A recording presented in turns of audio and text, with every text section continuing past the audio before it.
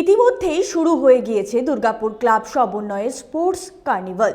রবিবাসরীয় সকালে 10 kilometre marathon দৌড়ের আয়োজন করা হলো শহীদ ভগৎ সিং স্টেডিয়াম থেকে।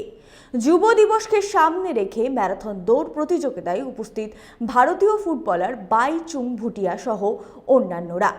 ভগৎ সিং স্টেডিয়াম থেকে শুরু হয়ে এই ম্যারাথন দৌড় শহরের ভগৎ সিং চণ্ডীদাস চিত্রালয় হয়ে শেষ হবে ভগৎ সিং স্টেডিয়ামে।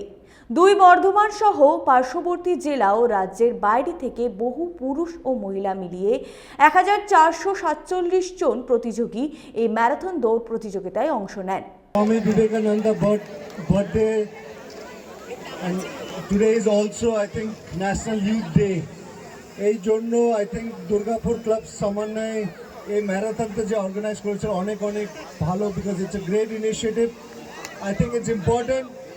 Health is wealth, সবাই জানি, and everybody, I think everybody participating here, I would like to congratulate আপনাকে, and আজকে ম্যারাথনের জন্য all the best. Enjoy your run and stay healthy, stay fit. Thank you very much. Durgapur থেকে সনাতন গড়াইয়ের report, 99 news Bangla.